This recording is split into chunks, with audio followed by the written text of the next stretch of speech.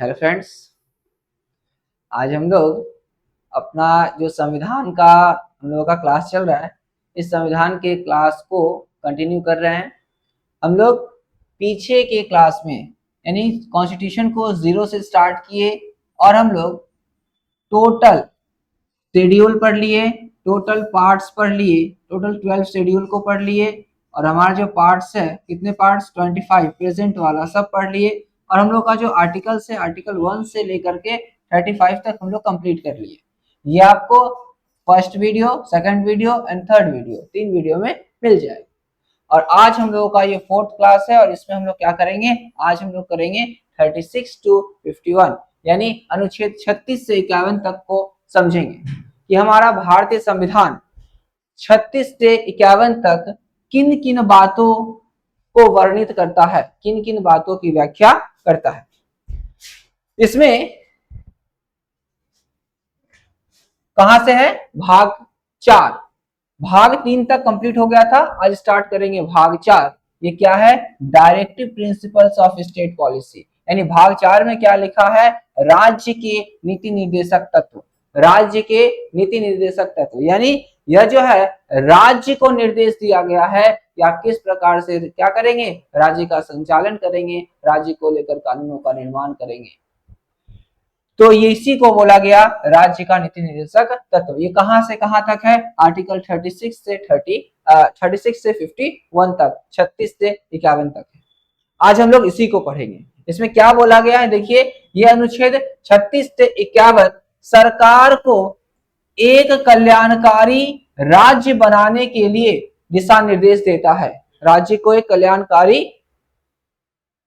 राज्य जो है वो एक कल्याणकारी राज्य बने, इसको लेकर के दिशा निर्देश देता है। और ये न्यायालय द्वारा लागू नहीं किए जा सकते, लेकिन शासन के लिए अत्यंत महत्वपूर्ण है। यानी इसके अंदर जो भी नियम बनाई जाती हैं, यह न्यायालय द्वारा लागू ना करके उस राज्य के जो शासक होते हैं वो क्या कर सकते हैं, इसमें इन्वॉल्व हो सकते हैं। तो स्टार्ट करते हैं हम लोग 36 क्या है, 36 अनुच्छेद 36 में क्या लिखा गया है, राज्य की परिभाषा, जो कि किसके समान है, 12 के समान। यानी डीपीएसपी क्या है, राज्य की परिभाषा जो है दी गई है जो अनुच्छेद 12 के समान है। हम लोग अनुच्छेद 12 में भी समझे थे कि राज्य के बारे में जो लिखा गया है वो 12 के समान ही कौन है, 36 है। यानी 12 और 36 लगभग समान है, लगभग क्या है, इक्वल है।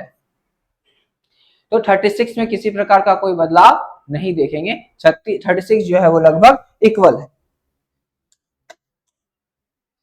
आगे बढ़ेंगे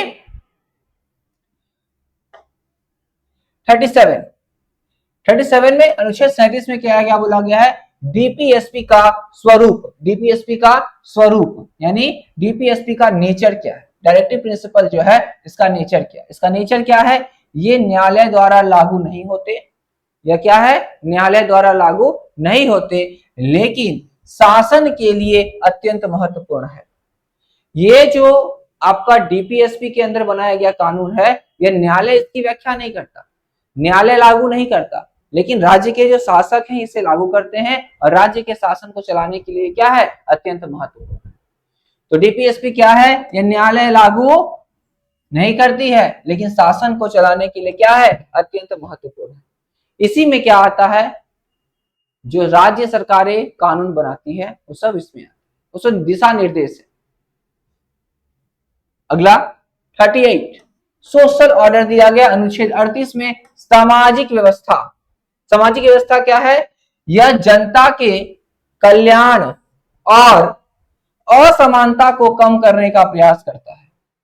यानी ये जो 38 है, इस 38 में बोला गया है कि जनता के कल्याण के लिए, यानी जनता को अनुदान देना है, जनता को, जैसे मानिए स्टूडेंट को स्कॉलरशिप दिए जाते हैं, ये किसके अंदर आता है, राज्य सरकारें चाहती हैं, राज्य सरकारें जो है छात्रों को स्कॉलरशिप देती है, तो उनको स्कॉलरशिप देने का अधिकार भारतीय संविधान में कहां से मिलता है, तो डीपीएसपी से मिलता है। और डीपीएसपी के कहां से मिलता है, तो डीपीएसपी के 38 से मिलता है। इसके अलावा राज्य सरकारें जो अनुदान देती हैं, जैसे पश्चिम बंगाल में लक्ष्मी भंडार, इसके अलावे बिहार में, इसके अलावे मध्य प्रदेश में, जैसे लाडली बहना मध्य प्रदेश में, इसके अलावे और तमाम जगहों पर जो योजनाएं हैं जैसे कन्याश्री, तो ये सभी जो कल्याणकारी जो योजनाएं हैं ये राज्य सरकारों को अधिकार कहां से मिलता है? 38 से। इसके साथ साथ असमानता को दूर करने के लिए भी जो प्रयास किए जाते हैं सरकार द्वारा, कानूनों का निर्माण किया जाता है, ये कहां से होता है? 38 के द्वारा। अगला देखेंगे 39 को। 39 में दिया है प्रिंसिपल्स पॉलिसी, यानी इसमें जो है अनुच्छेद 39 में दिया हुआ है नीति के सिद्धांत। नीति के सिद्धांत का तात्पर्य क्या है? समान आजीविका, धन का समान वितरण और श्रमिकों व बच्चों की सुरक्षा सुनिश्चित करता है। समान आजीविका, राज्य सरकारें जो जॉब को लेकर के क्या करती है? वैकेंसीज निकालती हैं या जॉब देती है। जैसे इस एक में आता है राज्य सरकार और केंद्र सरकार दोनों मिलकर काम करती है। जो मनरेगा, अभी चेंज करके उसे जी राम जी कर दिया गया, जो मनरेगा था, तो मनरेगा क्या है? समान आजीविका है, यानी ग्रामीण क्षेत्र में रहने वाले लोगों को आजीविका प्रदान करना। इसके अलावा जैसे अभी आपको बोले धन का समान वितरण, धन का समान वितरण, किसी भी प्रकार का कोई भी योजना है उसका वितरण समान रूप से हो। कहां से? 39 ये तय करता है कि समान हो, 38 ये तय करता है कि देना है और 39 ये तय करता है कि समान रूप से देना है। और श्रमिकों व बच्चों की सुरक्षा सुनिश्चित करता है। श्रमिकों, जो काम करने वाले तमाम जो नागरिक हैं उस राज्य के, उनकी सुरक्षा और बच्चों की सुरक्षा, ये राज्य सरकार के अंतर्गत आता है। और ये किसके अंतर्गत? तो अनुच्छेद 39 के अंतर्गत। अगला है 39A, जो कि जोड़ा गया बाद में, ये 39A बाद में जोड़ा गया। क्या है ये? Equal justice. अनुच्छेद 39A में लिखा है समान न्याय, provides for legal aid and equal justice, यानी मुफ्त कानूनी सहायता और समान न्याय सुनिश्चित करता है। मुफ्त कानूनी सहायता, मुफ्त कानूनी सहायता क्या है? यदि किसी व्यक्ति के पास धन का अभाव है तो उन्हें मुफ्त कानूनी सहायता प्रदान की जाएगी। ये करेगा कौन? राज्य की सरकार। और समान न्याय सुनिश्चित करता है। समान न्याय सुनिश्चित का मतलब है कि जैसे जो धनवान लोग हैं, जिस प्रकार से उन्हें न्याय मिलेगा, वैसे एक सामान्य नागरिक को भी न्याय मिलना चाहिए। ये राज्य सरकार के अंदर आता है, ये राज्य सरकार सुनिश्चित करेगी। तो क्या बोला गया? मुफ्त कानूनी सहायता प्रदान की जाती है। अनुच्छेद किसके जरिए? अनुच्छेद 39A के जरिए। ये बाद में जोड़ा गया। जैसे सरकारी वकील जो रखा जाता है, जो कोई जिनके पास वकील जो नहीं रख पाते हैं, उन्हें राज्य की सरकारें जो है वकील देता है अपने कार्यवाही को, अपनी जो कार्यवाही है उसकी सुनवाई के लिए। और समान न्याय, इसमें किसी प्रकार की भेदभाव नहीं, समान न्याय को सुनिश्चित करता है। किसके जरिए? 39A के जरिए। अगला है 40, पंचायती राज। अनुच्छेद 40 में बोला गया पंचायती व्यवस्था, इसमें बोला गया ग्राम पंचायतों को बढ़ावा देता है। इसमें ज्यादा कुछ नहीं, ग्राम पंचायत में विकास के कार्य, ग्राम पंचायत में सुरक्षा सुनिश्चित करना, ग्राम पंचायत का विकास करना, ये तमाम जो चीजें हैं वो किसमें लिखा हुआ है? अनुच्छेद 40 में लिखा हुआ है कि ग्राम पंचायत को कैसे विकसित करना है। अगला है 4141, यह काम का अधिकार। किसका अधिकार? काम का अधिकार, यानी काम का अधिकार क्या बोला गया? काम, शिक्षा और सहायता का अधिकार देता है। काम का अधिकार यानी काम सबको मिले, शिक्षा सबको मिले, इसके अलावा सहायता, किस प्रकार से की सहायता? कानूनी सहायता, इसके अलावा राजनीतिक सहायता, तमाम सहायता का अधिकार मिले। किसके अनुसार? अनुच्छेद 41 के अनुसार। समान शिक्षा, समान काम और कानूनी सहायता किसके अनुसार? अनुच्छेद 41 के अनुसार, आर्टिकल 41 के अनुसार। अगला है अनुच्छेद 42 के अनुसार क्या बोला गया? उचित कार्य स्थिति। उचित कार्य स्थिति मानवीय कार्य स्थितियां और मातृत्व सहायता प्रदान करता है। कहने का तात्पर्य क्या है?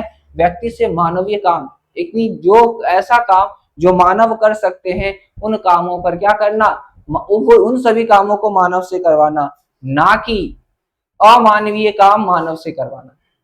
अमानवीय काम नहीं कराया जा सकता, किसमें है, आर्टिकल 42, ये राज्य सरकार के अंदर आता है कि मानवीय कार्य जो मानव काम कर सकते हैं वही काम मानव से कराया जाए, ना कि अमानवीय कार्य।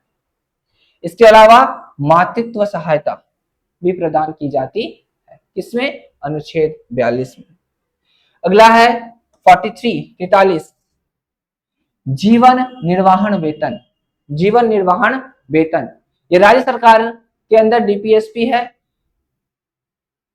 और उसमें यह नियम बनाया गया है कि जीवन निर्वाहन के लिए माननीय श्रमिकों के लिए उचित वेतन और सम्मानजनक जीवन सुनिश्चित करता है। मानिए कोई भी वर्कर्स जो है वो काम कर रहे हैं तो उन्हें इतना वेजेस दिया जाए, उन्हें इतना सैलरी दिया जाए जिससे उनका जो है जीवन, उनका जो इकोनॉमिक एक्टिविटीज है जो भी कर रहे हो उनसे उनका जीवन चल पाए, यानी उनका जीविका उपार्जन हो पाए, इतना उनको क्या करना होगा, वेतन देना होगा। ये कौन सुनिश्चित करता है, ये सुनिश्चित करता है अनुच्छेद 43 इतना जिससे कि उनका जीवन चले। लिविंग वेजेज यानी जीवन निर्वाहन, इतना वेतन उन्हें क्या होना चाहिए, मिलना चाहिए। श्रमिकों के लिए वेतन और सम्मानजनक जीवन, वेतन कहने का तात्पर्य उन्हें सम्मानजनक जीवन भी, समाज में सम्मान के साथ वो रह सके और अपनी आवश्यकताओं को पूरा कर सके, ऐसा जो है किसमें लिखा है, 43 में। अगला 43A में क्या लिखा हुआ है, 43A अनुच्छेद 43A में लिखा है श्रमिक भागीदारी। श्रमिक भागीदारी का मतलब है श्रमिकों को प्रबंधन में भागीदारी मिलनी चाहिए। प्रबंधन का मतलब क्या है, मैनेजमेंट में भी भागीदारी मिलनी चाहिए। मैनेजमेंट प्रबंधन के कार्य में भी क्या होना चाहिए, भागीदारी मिलना चाहिए। क्या है, वर्कर्स पार्टिसिपेशन, किसमें, वर्कर्स का पार्टिसिपेशन, भागीदारी होना चाहिए, किसमें, मैनेजमेंट में। यानी मैनेजमेंट के कार्य में भी वर्कर्स क्या हो, पार्टिसिपेट कर ले। कहने का तात्पर्य जो है वर्कर्स जो है एक्सपीरियंस हो जाए, पदोन्नति हो जाए, पदोन्नति का सीधा सा बात है तो वो किसमें है, 43A में।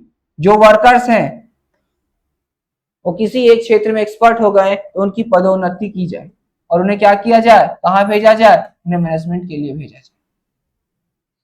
अगला है 44 यूनिफॉर्म सिविल कोड, समान नागरिक संहिता। समान नागरिक संहिता क्या है, सभी नागरिकों के लिए समान कानून लागू करने की बात करता है। भारत के जितने भी नागरिक हैं, भारत के जितने भी सिटीजन्स हैं, इन सब के लिए समान कानून लागू होता है, इसके जरिए, अनुच्छेद 44 के जरिए, सिविल कोड। यानी आपको पूछा जाए यूसीसी किसमें है, तो यूसीसी किसमें है, यूसीसी 44 में है, अनुच्छेद 44 में। यूसीसी का वर्णन किसमें है, तो यूसीसी का वर्णन अनुच्छेद 44 आर्टिकल 44 में uniform civil code. Uniform civil code को किसने वर्णित किया गया है, यूनिफॉर्म सिविल कोड को वर्णित किया गया है,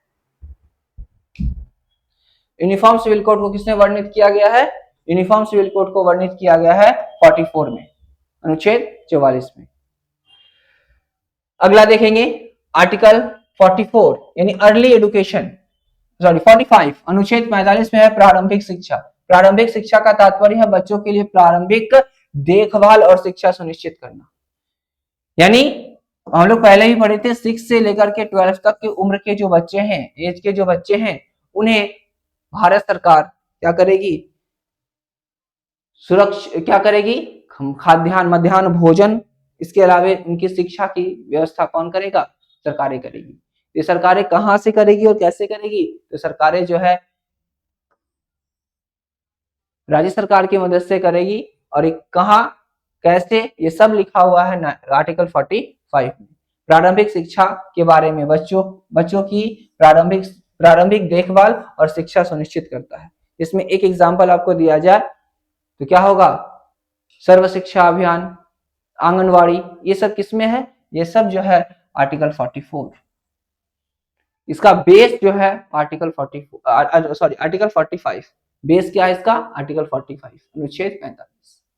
अगला देखेंगे 46 SC ST वेलफेयर, इसमें SC ST वेलफेयर यानी जो SC और ST हैं, शेड्यूल कास्ट और शेड्यूल ट्राइब है, उनके कल्याण के लिए, उनके कल्याण के लिए कहने का मतलब जो है कि SC ST के शिक्षा और आर्थिक हितों को बढ़ावा देता है। यानी जो समाज में SC और ST हैं उनकी शिक्षा को बढ़ावा देने के लिए और उनकी आर्थिक हितों को बढ़ावा देने के लिए 46 यानी अनुच्छेद 46 आर्टिकल जो 46 है, यह जो है वर्णन करता है कि जो SC और ST हैं इनको क्या किया जाए, शिक्षा प्रदान की जाए और उन्हें आर्थिक सहायता भी प्रदान की जाए, ताकि वो क्या हो, उन्हें शिक्षा में बढ़ावा मिले और उनको आर्थिक मदद मिले।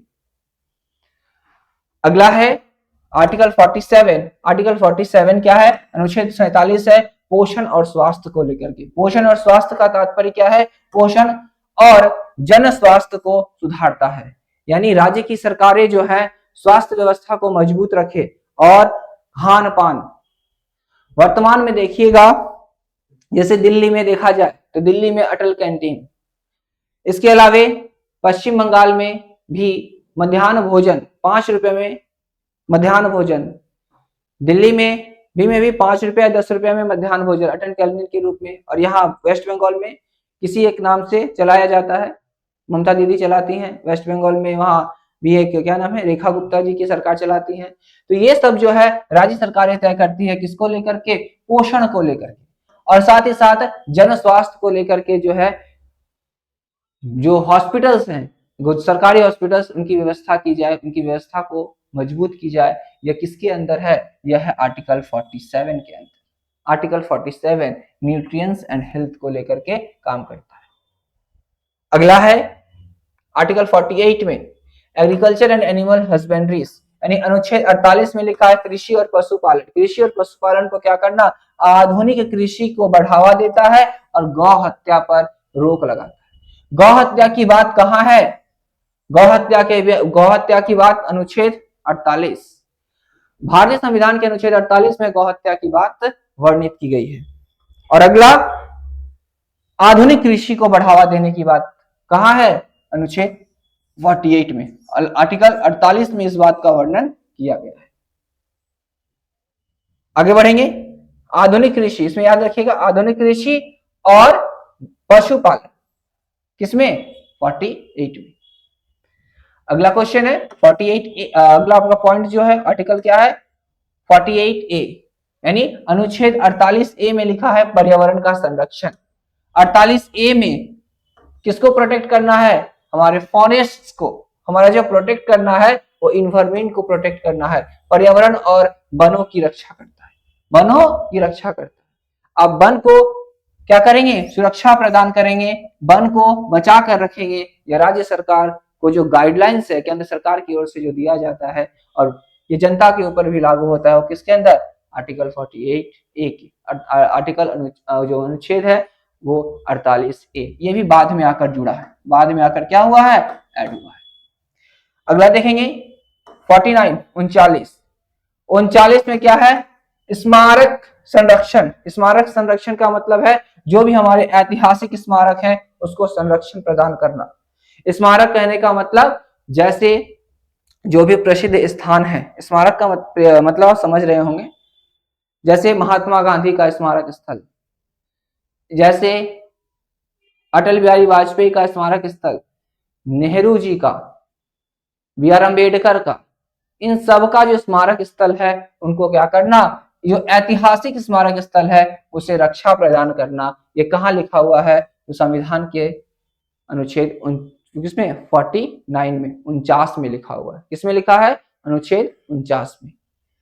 अगला है 50 में क्या लिखा है, 50 में लिखा है न्यायिक अलगाव। न्यायिक अलगाव का मतलब है न्यायपालिका को कार्यपालिका से अलग करता है। इसको याद रखिएगा, ये एक बहुत ही इंपॉर्टेंट है। न्यायपालिका जो है इसको कौन अलग कर, न्यायपालिका को कार्यपालिका से अलग करता है, ये कौन है, ये कौन है, आर्टिकल 50, अनुच्छेद 50 किसको, न्यायपालिका को कार्यपालिका से अलग करता है, आर्टिकल 50।